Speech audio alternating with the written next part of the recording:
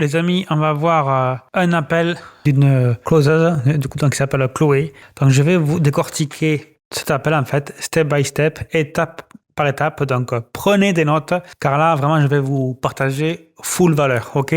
Donc, soyez attentifs. Allez, on démarre. Allô, Oui, bonjour. Oui, bonjour. Vous allez bien tous les deux? Oui, on va ça bien, merci. Parfait. Est-ce que je peux avoir les deux prénoms? Alors, moi, c'est C'est bien ça? c'est ça.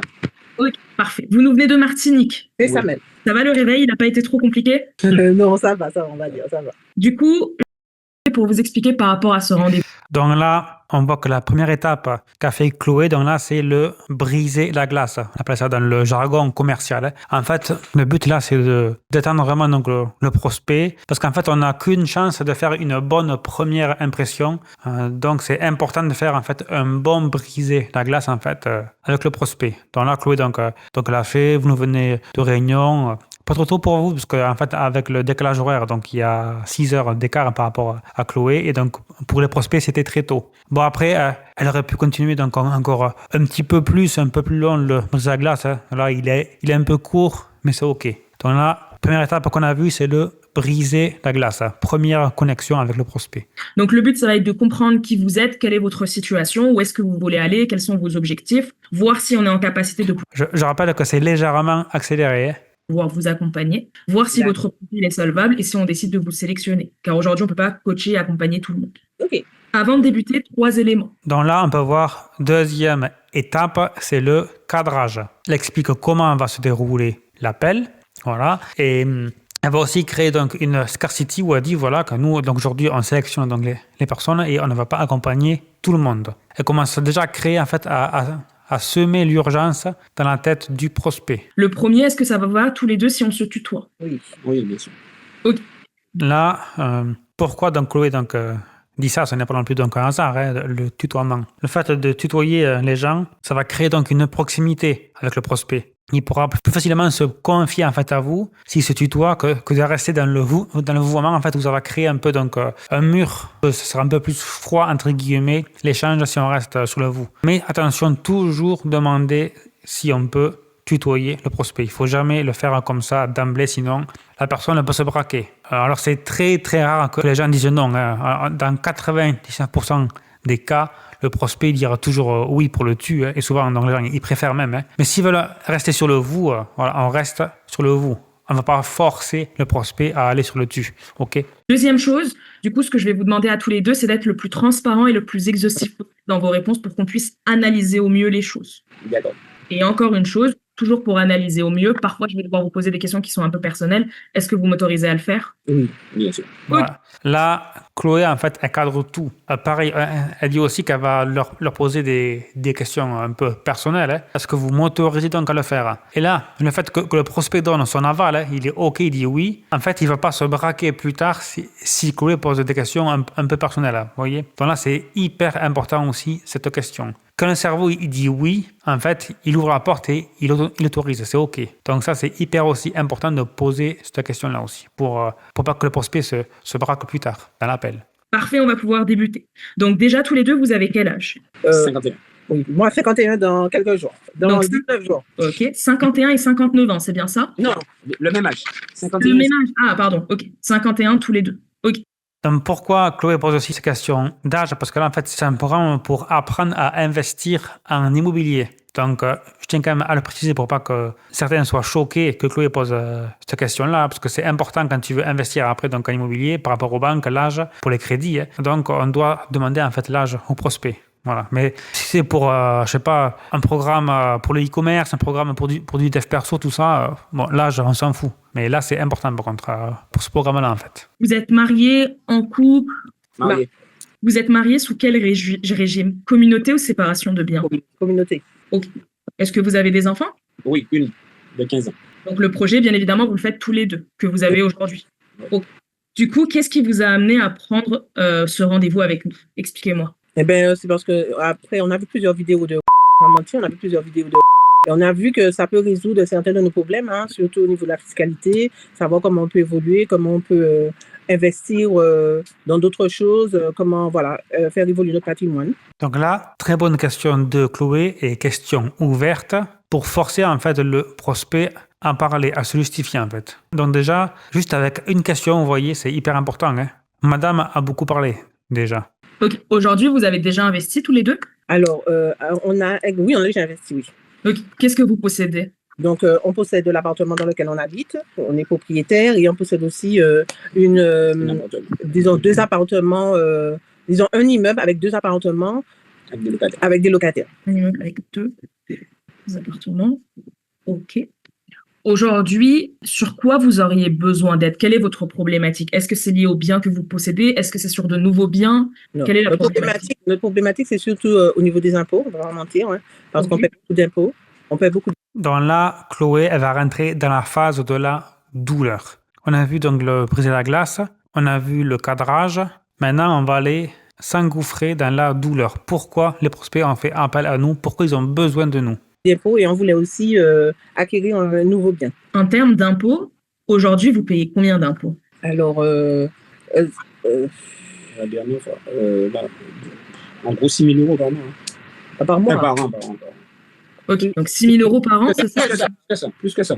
Plus que ça. Parce que ce qui s'est passé cette année, c'est qu'on a eu un locataire qui n'a pas payé. Donc, on n'a pas eu d'impôts à rajouter sous les impôts qu'on paie. Mais déjà, sur notre salaire, on paie chaque 400 euros par mois. Enfin, ouais, 400, voilà, 4 000 à l'année. Plus que 4 000, on paie sur 12 mois.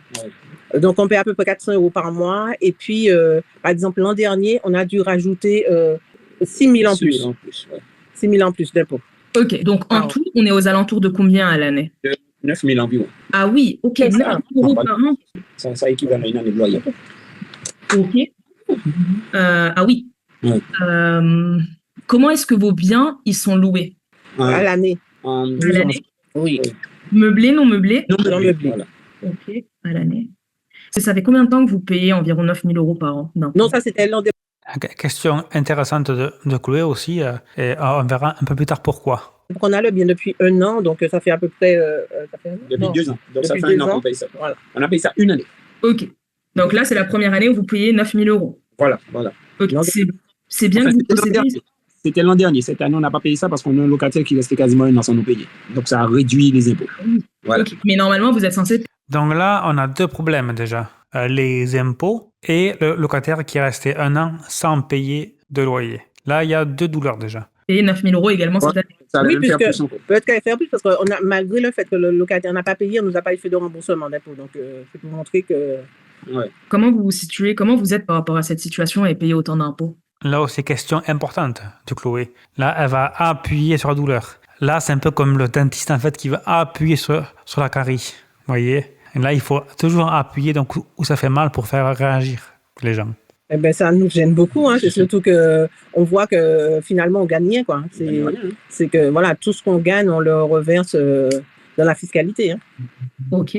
Donc ces appartements, ça fait depuis 2 ans que vous les possédez, c'est ça? Vous les mettez en location? Oui, c'est ça. Si on prend sur 2 ans, donc on dit que vous auriez payé normalement, que vous n'auriez pas eu cette situation, voilà, on va dire inédite entre guillemets.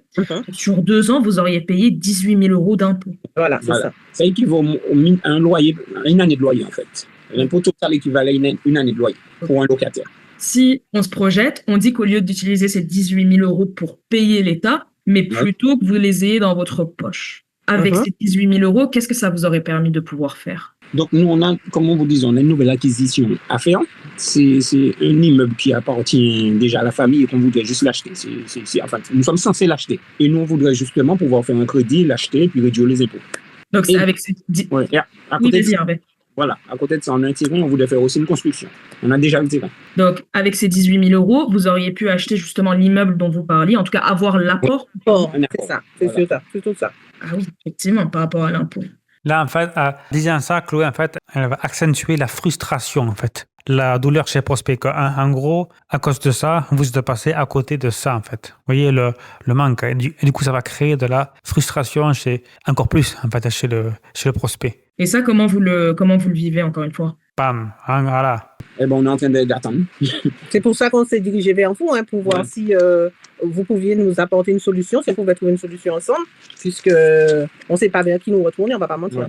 Ok. On a essayé déjà les experts, enfin pas experts immobiliers, mais on a déjà essayé de conseiller, enfin je ne sais même pas quels sont leurs titres, des gens qui étaient censés nous aider à réduire les impôts, mais c'est pas cette voie-là qu'ils ont pris, donc on a laissé tomber. Quelle voie, justement, et pourquoi vous n'avez décidé tous les deux de ne pas prendre cette voie? Qu'est-ce qui s'est passé? Non, c'est que la personne qu'on a eue, elle voulait plus nous orienter sur gestion de notre carte bancaire, des produits qu'elle vendait de son côté, etc. Ah, d'accord. Allez, Donc, c'était pas pour vous aider à vous, en fait, c'était par rapport à l'intérêt de la personne. Voilà, c'est ça. Voilà. Oui, là aussi. Détail intéressant. Chloé, donc, elle a creusé qu'est-ce qui s'est passé avec l'autre personne et du coup, ben, elle a eu en fait l'info que ben, cette personne-là, en fait, elle était là pour son intérêt à elle et pas en fait pour les aider. Donc, ces gens-là, en fait, ils ont vraiment besoin d'aide, ils ont vraiment besoin de trouver donc, quelqu'un ben, qui les rassure et qui pourra vraiment répondre à leurs problématiques à eux, en fait. Pourquoi c'est important pour vous d'investir en locatif? Bam, là aussi. Très, très bonne question de Chloé. Disons, vu qu'on est déjà rentré dans la boucle, hein, c'est ça, en héritant de cet immeuble, on est rentré dans la boucle, hein, parce qu'on aurait aimé garder ce bien.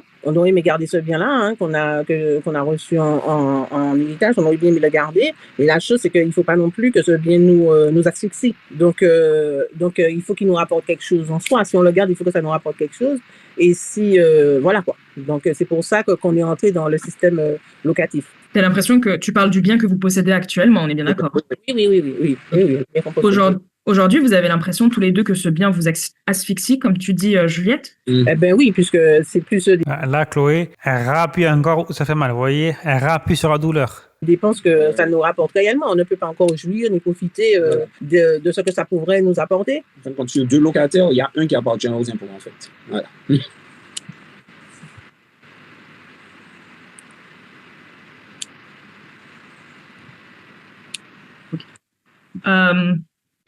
Là, pareil, là, il y a eu un blanc, en fait. Mais ce n'est pas un hasard, en fait. Dans ce moment-là, dans la phase de douleur, en fait, le blanc, c'est important. Déjà, c'est un côté vraiment solennel, déjà. Et ça montre aussi qu'on entend, qu'on réfléchit, en fait. Qu'on a bien écouté le prospect. Donc, tout ça, c'est hyper important. Et dans la phase de douleur, c'est important vraiment de faire des pauses et de faire des blancs. On se projette, on dit qu'on a optimisé ce bien, vous avez moins de fiscalité, vous respirez, c'est OK, etc. Investir de nouveau sur un nouveau bien, qu'est-ce que ça vous permettrait de faire? Pourquoi c'est important d'investir de nouveau pour vous? Non, ce qui se passe, c'est pas vraiment le fait d'investir qui est important pour nous, mais c'est que le bien le prochain bien qu'on veut accueillir, il est exactement situé à côté du bien qu'on possède déjà. Dans la même cour que le bien qu'on possède déjà. Donc, on ne voudrait pas que quelqu'un d'autre acquiert ce bien-là parce que ça risque d'être, de toute façon, on va se retrouver À partager la cour, à être en copropriété, voilà, peut-être avec des gens qui n'ont pas les mêmes objectifs que nous, la même façon de penser que nous. Donc, voilà quoi. Donc, c'est surtout ça quoi. C'est pour ça qu'on veut acquérir le nouveau bien. Et si ça arrive, comment ça risque de vous impacter? Bam, encore, vous voyez. Là, Chloé, elle a senti la brèche qu'ils veulent pas, donc justement que quelqu'un leur pique ce bien, en fait. Donc là, du coup, ça arrive, comment ça va vous impacter? Vous voyez, donc là, elle fait encore visualiser, en gros, l'enfer, entre guillemets, au prospect, qui a peur, en fait, que ça arrive. Elle va encore appuyer où ça fait mal, appuyer sur la douleur. Est-ce que ça aura vraiment un impact? Non, je pense pas. Ça va être désagréable, c'est Voilà, c'est ça, que ça va pas être... on n'aura pas la même... Non, je sais pas. Ça peut vraiment nous impacter en soi. Il faudra partager la cour, en fait, c'est surtout ça. OK. Et partager la cour, c'est quelque chose dont vous n'avez pas trop envie, c'est ça? Voilà. En réalité, oui. On aurait préféré garder toute la cour. OK. Ce bien que vous souhaitez acquérir, il est estimé à combien? Alors, c'est encore... Bon, là, Chloé appuie encore par rapport donc, à la cour. Du coup, pourquoi, en fait, vous ne voulez pas vraiment partager la course? Qu'est-ce qui va arriver, du coup? Vous voyez, là, on aurait pu encore aller plus loin dans la douleur. Hein. Un appartement avec un F3, il y a un studio en dessous, un studio qui mérite une bonne réhabilitation, mais nous, on l'aurait acquis à 200 000. 210 000, c'est ça que tu m'as dit? 200 000. 200 000 euros? Oui. Mais ça, je sais pas, je suppose que c'est un prix famille, ça doit valoir beaucoup plus. Parce qu'on est dans la capitale, on est dans un lieu très bien desservi, un lieu très calme. Donc, je pense qu'en réalité, il doit valoir bien plus. Okay. C'est pas un bien qui est en indivision. Hein. Non, enfin, oui. Disons pour le moment, mais lorsque j'allais l'acquérir, il ne serait plus en indivision. Au moment où vous allez l'acquérir, c'est-à-dire que vous allez avoir le titre de propriété. Voilà. C'est ça. Okay. Pour comprendre aussi un peu plus, si on se projette, ok, attention, il y a des si, hein, bien évidemment. On vous accompagne et on se rend compte qu'aujourd'hui, le bien que vous voulez acquérir n'est pas le meilleur investissement locatif que vous puissiez faire. Vous pouvez dégager plus de sous autre part. Est-ce que vous êtes ouvert à aller sur un autre projet, un autre bien, ou vous voulez absolument acquérir ce projet? C'est une La question qui est importante, parce que si jamais donc Chloé en fait donc elle est close, ce qu'elle ne veut pas, c'est que si les coachs en fait d'un programme s'aperçoivent que le bien en fait n'a pas une bonne rentabilité, est-ce qu'ils sont ouverts justement à ce qu'on dit non, il faut pas que tu ailles sur ce bien-là parce qu'il est pas assez rentable, tu peux avoir plus rentable avec un autre bien. À voir en fait s'ils sont ouverts à ça, parce que s'ils sont vraiment fermés et braqués absolument donc à ce bien-là, ça peut être après problématique face au coach en fait. Grande question, ça. Attention, il n'y a pas de bonne ou de mauvaise réponse. C'est par rapport à... Oui, non, on sait bien, on sait bien. C'est vrai que ça nous tiendra à cœur d'acquérir ce bien-là. Ok. Après, Après, comme on dit, bon, on s'adapte à tout dans la vie. Mais ça nous tiendra à cœur de l'acquérir lui. Oui. Combien de temps il vous faut pour pouvoir l'acquérir? Enfin, on a eu Quel est le délai? dû déjà l'acquérir. C'est vrai qu'on traîne là. Depuis 2-3 années, on traîne en fait. On traîne. Ah oui. C'est en attente. Ok. Ouais. Ok. Qu'est-ce qui fait que depuis 2-3 années, vous traînez? Eh ben, on n'a pas envie de se relancer d'un crédit pour être encore, on ne va pas dire perdant, mais avec une charge nette comme ça, plus un nouveau crédit, voilà, ça nous fait réfléchir. Donc, c'est la situation que vous vivez sur l'immeuble, on va dire ça, numéro 1, qui vous inquiète pour aller investir de nouveau sur l'immeuble numéro 2. Voilà. Ok. Là, les impôts vont exploser si on remet encore 2 locataires dedans, quoi. Ok. En dehors du fait que vous ayez, ce soit un bien qui soit à côté de vous et que vous n'ayez pas envie de pouvoir partager la cour, est-ce qu'il y a autre chose qui fait que ce bien, il vous tient à cœur? Oui, parce que c'est quand même, mon papa est décédé, c'est un logement. C'est vraiment une question familiale. Hein, c'est que j'aurais préféré pouvoir acquérir ce logement-là, que ça reste dans la famille, qu'on le vende quoi, à quelqu'un d'autre. Ok. Donc, c'est un souvenir de ton papa, en fait. Voilà, c'est ça. Est-ce qu'aujourd'hui, par rapport au vendeur, est-ce qu'il vous donne encore du temps pour pouvoir l'acquérir? Oui, c'est vraiment quelque chose de famille. Hein, c'est ma mère, c'est mon frère, donc c'est vraiment quelque chose de famille. Hein, donc, il n'y a vraiment pas de problème à ce niveau.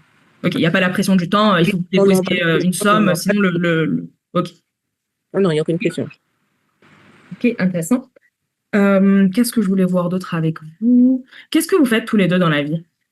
Alors, moi, je suis, on va dire, employée de la collectivité, je suis péricultrice. Donc, je suis fonctionnaire.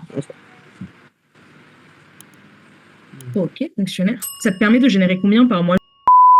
Par mois, je suis à 3 400, on va dire.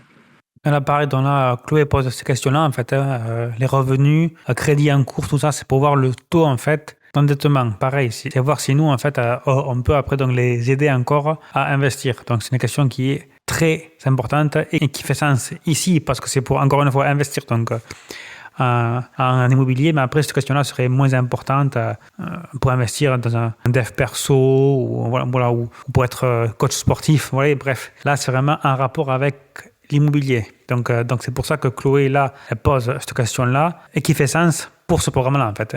Ok. Et de ton côté? Alors, moi, je suis superviseur à la régie des transports, dans les transports en commun. Bon, je ne suis pas fonctionnaire, mais je suis payé par la PERI. Je n'ai pas le statut de fonctionnaire. Et sinon, mon salaire est d'environ 3 800 par mois. Ok, donc tu es en CDI, on est bien d'accord? Ah oui.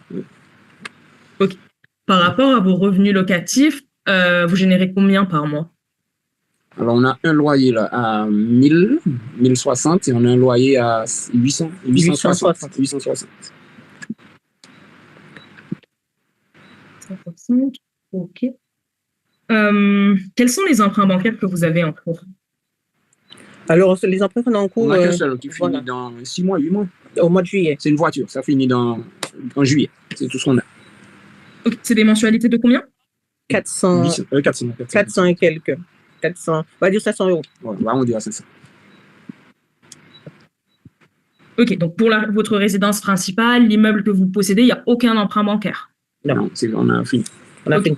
Et vous possédez les titres de propriété? Oui. Ok. Ça fait combien de temps que vous possédez votre résidence principale et l'immeuble en question? Alors, notre résidence principale depuis 20 ans. 20 ans déjà, 20 ans. Okay. 20 ans. Et le bien, ça fait à peu près 2 ans. Okay. Le bien qui est en location. L'immeuble, c'est un héritage? Oui. Ok. Et la résidence principale, c'est un héritage ou vous l'avez acheté? Non, on l'a acheté. Ok. Donc, le crédit est terminé sur la résidence principale? Oui. Ok.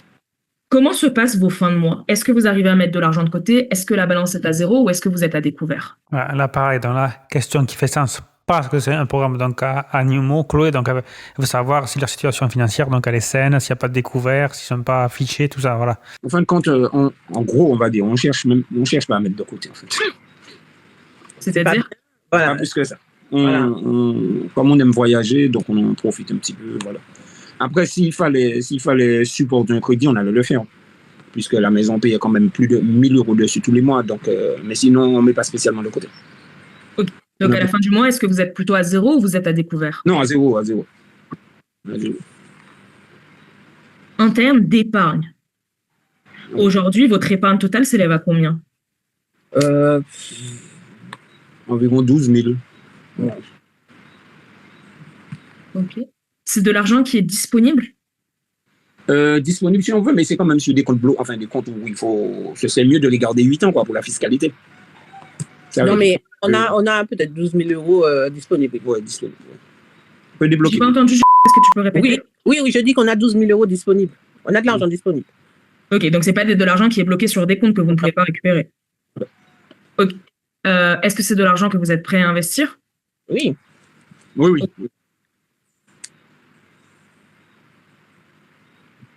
Ok, qu'est-ce que je voulais voir d'autre avec vous? Pas d'interdit bancaire? Non.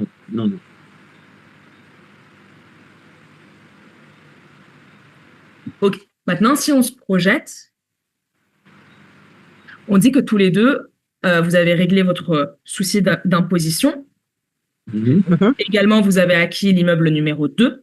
Donc là, on passe en fait dans la phase des projections. Donc là, en fait, le but, c'est de faire en fait imaginer donc le prospect. Donc, comme dit le nom, c'est projeter en fait le prospect dans sa nouvelle vie avec ses soucis qui sont réglés, comment il s'en tirerait en fait avec ses soucis en moins, etc., etc. En fait, c'est le projeter. Toujours, c'est le côté émotionnel en fait. C'est après l'avoir frustré avec la douleur, on va le faire monter en fait en énergie en le projetant, en le faisant visualiser en fait sa nouvelle vie avec son problème son ou ses problèmes qui sont résolus.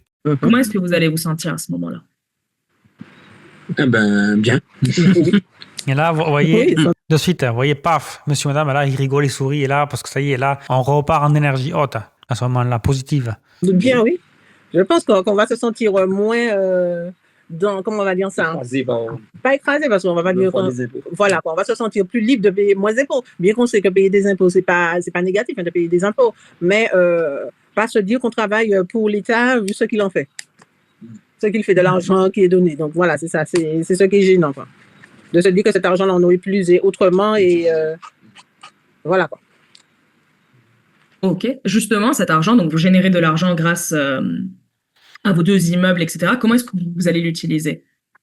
Alors, c'est sûr qu'une partie serait mise de côté pour notre fille, pour les études de notre fille, parce que là, elle rentre en seconde, donc il faudra, puisqu'on y pense sérieusement, du après-bac. Donc, on mettrait une partie de côté pour elle, déjà pour ses études. Et puis, l'autre partie, ce serait sans doute investi, parce que si on a la possibilité d'investir, on investirait, non pas par outrance non plus, parce qu'on a une seule enfant, on n'est pas, voilà, quoi, mais voilà. Donc après, je sais pas. Okay. Donc là, préparer les études de votre fille. Donc là, tu disais qu'elle rentrait en seconde, donc il lui reste 3 ans avant de rentrer à l'université et faire les études. Voilà. Okay. Par rapport à ces études, en moyenne, il vous faudrait combien pour pouvoir répondre à ses besoins en termes d'études? Écoutez, là, on est sur la Martinique. C'est sûr si elle reste dans la voie qu'elle s'est fixée, elle veut être vétérinaire. Donc, c'est des études longues. Il faut prévoir un appartement pour elle à Paris, ou disons, où elle est en train de faire ses études. Après, on dit Paris, mais peut-être que ça ne sera pas Paris. Donc, prévoir un logement pour elle, prévoir le fonctionnement. Voilà, et puis de l'argent pour fonctionner, pour qu'elle soit un minimum tranquille, voilà, quoi, pendant ses études. Okay. Et ça, en moyenne, c'est combien? Est-ce que vous avez une idée tous les deux? Un appartement, c'est 800, il faudra compter 800-900, le fonctionnement à peu près pareil. Ouais, au moins 1500 par mois. Au moins. Environ ça. Sans savoir s'il y a des derniers voilà, c'est ça. Okay. Est-ce que dans votre situation actuelle, à l'instant où on se parle, vous êtes en mesure de pouvoir répondre à son besoin en termes d'études? Ah non. Disons, oui, on pourrait, mais au gros sacrifice de nous en même temps. Pourrait, oui, voilà, ça va réduire notre train de vie, comme on dit, mais on pourrait. Ok. Quand tu dis sacrifice, Juliette, tu peux m'expliquer comment est-ce que va être, c'est quoi où vous allez devoir vous sacrifier? Intéressant. Là. Et puis peut-être sur nos voyages qu'on pourrait plus faire. Voilà, peut-être, je sais pas. En soi, je sais pas. C'est vrai qu'il faudrait qu'on revoie notre façon de vivre, ça c'est clair. Ok, donc moins de voyages, notamment. Mm. Ok. Et pour vous, donc j'ai compris que vous aimez beaucoup voyager, on est d'accord. Oui. Est-ce que c'est quelque chose, quand vous le dites là, de revoir votre façon de vivre, de moins voyager, comment vous vous sentez par rapport à ça? Vous voyez, Pam, là aussi intéressant. Mais là, Chloé, elle a senti encore donc une faille, une brèche en fait. Elle a senti que ça les frustrait en fait. S'ils devaient s'arrêter de voyager, pour eux c'est pas ok en fait. Ils n'ont pas envie de baisser leur rythme, leur niveau de vie en fait. Donc là, Chloé, elle va s'engouffrer dans la brèche. En fait, c'est ce qu'on appelle c'est le rebond en fait. En fait, elle va rebondir sur ce que le prospect vient de dire. Un peu frustré quand même, hein, on va mentir, c'est un peu frustrant de se dire qu'on ne peut plus avoir cette disponibilité-là on est obligé de se sacrifier, comme j'ai dit tout à l'heure, de mettre certaines choses de côté. Mais après, c'est la vie aussi, hein, ça fait partie des frustrations de la vie. Hein, mais voilà quoi. Ok, intéressant. Si on se projette maintenant sur le côté positif, on dit que du coup, vous avez encore une fois investi, vous avez vos immeubles, votre fille, vous arrivez à répondre à ses besoins en termes de finances pour les études. Par rapport à vous, en termes d'activités, de loisirs, etc., qu'est-ce que vous feriez? Comment serait votre vie? Là, elle reprend du coup les projections. Comment vous imaginez les choses? Ah non, mais on ne veut pas non plus vivre dans l'opulence comme des rois, on veut simplement profiter. Par exemple, nous, on va dire en gros que déjà pouvoir aller voir notre fille ou la faire rentrer assez aisément, nous 2 voyages par an nous suffit amplement. Et puis après, c'est on travaille à côté de ça. préparer son avenir à elle. Hein. Puisque nous, on n'a que 5 semaines de congé dans l'année, on ne peut pas faire plus. Donc, c'est surtout après préparer la succession aussi. Quoi. Et ça, en même temps qu'il ne nous reste pas une carrière, disons, dans 10 ans. Il nous reste à peine 15 ans. Voilà, dans 15 ans, on est à la retraite en même temps. Donc, c'est pas si loin que ça. C'est pas si près, mais c'est pas si loin non plus. Hein. Donc, sachant que moi, en tant que fonctionnaire, ma paye, elle ne sera pas du tout ce que je touche maintenant. Hein, pour dire que elle sera plus que divisée par 2. Hein. Donc, c'est sûr que les moyens ne seront pas les mêmes. Hein. Okay. Donc, c'est aussi un moyen de pouvoir préparer la retraite. C'est ça. Ok. Ok, merci en tout cas à tous les deux pour votre partage. Je voulais voir quelques points encore avec vous. Donc, hier, vous étiez au live? Oui. Comment ça s'est passé? Ça s'est bien passé. Bien, on a appris, on a vu certaines choses. Hein. Ça a répondu à nos attentes, en fait. Okay. Ça fait combien de temps que vous vous connaissez? Nous, tous les deux? Oui, tous les deux, ça fait combien de temps que vous connaissez la structure? Et oui. Ah, qu'on connaît la structure, mais il n'y a pas longtemps. Ça fait peut-être un an qu'on voit ça sur Facebook, en fait, sur tous les réseaux sociaux, qu'on voit la pub sur tous les réseaux sociaux. Et puis, c'est surtout là, depuis 2 dimanches, j'ai suivi le live de la dimanche dernier. Et puis là, j'ai dit à mon mari, viens voir, ça peut nous intéresser. Et c'est là qu'on a suivi le live de dimanche, là. Et puis, voilà, quoi. Et puis, on s'est dit que on va voir qu'est-ce que ça peut nous apporter, qu'est-ce que ça peut nous apprendre pour évoluer. Ok. Si vous deviez décrire votre accompagnement parfait, comment est-ce que vous le décririez tous les deux? Donc ça, c'est une question qui est très très puissante en fait, qui paraît comme ça anodine, hein, mais en fait elle est puissante. Pourquoi? Parce qu'en fait après ça va servir dans le R2, parce que là du coup donc là c'est le R1, hein. Et après ça va servir dans le R2, dans le pitch. Donc ça c'est une question très importante. L'accompagnement parfait. Eh bien, comme lui-même il a dit, avoir de la connaissance, être initié, et puis pouvoir faire les bons choix en fait, faire les bons choix dans la vie. Et puis, enfin, moi, les choix de façon éclairée, quoi. Les choix de façon éclairée. Est-ce que vous êtes conscient que si vous souhaitez vous faire accompagner, ça demande un investissement financier de votre part? C'est bien. Okay. Est-ce que... Voilà. Là aussi pareil, Chloé. Bon là c'est bien. Il faut poser cette question-là, mais c'est plus en début d'appel, je dirais, que ça peut être très dangereux de poser cette question-là donc quasiment à la fin, hein. Parce que imaginez que le prospect pense que c'est gratuit ou autre. Hein. Donc ça c'est plus important de traiter cette question-là en début d'appel plutôt qu'en fin d'appel. Mais c'est important de la poser pour voir le niveau aussi de conscience du prospect. Vous êtes conscient que ça demande un investissement de temps de votre part? Oui. C'est pour ça qu'on l'a fait tous les deux. Hein. C'est parce que voilà, c'est pour permettre d'abord déjà le même niveau de connaissance sur la chose, et puis de pouvoir se dire que quelque part on peut se partager le temps aussi sur la façon de faire les choses. On peut se partager le temps. Se partager le temps, se partager les connaissances, et puis voilà. Ok. Alors, je vais vous expliquer ce qui va se passer pour la suite. Nous, en interne, on va se réunir. on va étudier votre dossier, on va voir si on est en capacité de pouvoir vous accompagner et si on décide de sélectionner le profil. OK.